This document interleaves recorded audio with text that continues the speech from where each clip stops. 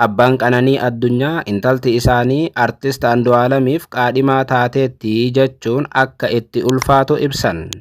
Gama biraatiin abbaan Qananii intala koo irratti ajjeechaa raawwatameef haqaan barbaadas jedhan. Moodeela akkasumas ammoo beeksisa garaagaraa dalaguudhaan kan beekamtu Qananiin Addunyaa qaadhimaa Artist Andu'aalam Gosaa turte. Tibbana immoo gamoo shanaffaa irraa kuftee akka duuteetu ibsame. Qananiin guyyaa kaleessaa sirni awwaalcha isii raawwatameera.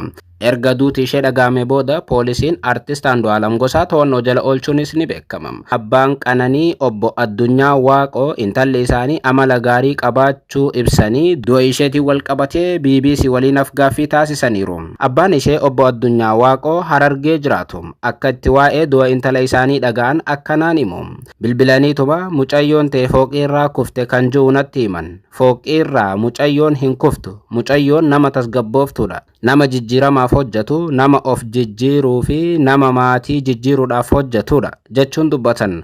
Waan boruu yaaddi malee waan akkasii ni daleedi jedhee hin yaadu jechuun dubbatan. Qananii waan kana akka hin goone kan dubbatan abbaanis yoodhuma namni miidhaa irra geessise akka godhe malee isiin akkana of hin gootu jechuun dhimma kana seerri akka qoratu gaafataniiru.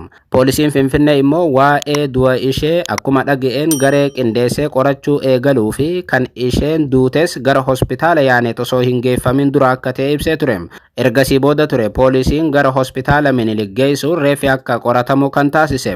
Obbo Addunyaan waa'ee intala isaanii yoo dubbatan nama cinqii qabdullee miti jechuun himan. Durumaanuu waan dubbachuu barbaadde fuuldura dubbatti dhoksaas hin beektu jedhan.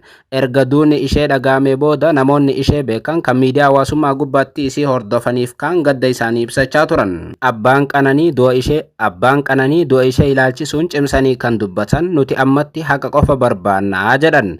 Dhiiga mucayyoo keenyaa barbaanna malee waan biraa tokkoyyuu hin barbaannu jechuun dubbatan. Akka dhiini ishee akka haqni ishee hin hafne barbaanna malee waan biraa nuti wanti barbaannu ammatti hin jiru jechuun BBCf mirkaneessaniiru. Obbo Addunyaan poolisiin isaan biraa haga ammaatti waan odeeffate akka hin qabnes dubbatan. Ta'us ammoo waa'ee ilmoo kiyyaa hanga lubbuun jirutti gaafachuu hin oolu garuu wanta of harkaa qabu hin jiru jedhan. Gama biraatiin waa'ee hiriyyummaa Artist Andu'aalam Gosaatii fi Qananii Addunyaati. Dhimmoota namoonni gaafataa turan keessaa tokko hariiroo isheen Artist Andu'aalam waliin qabdudha. Lalisaa Indiris tibbanaaf gaaffii BBC waliin taasisaniin jarri lamaan waliin jiraachaa akka turan himanii yeroo dhiyootti immoo sirna gaa'ilaa raawwachuuf qophiirra turuu dubbatanii turan.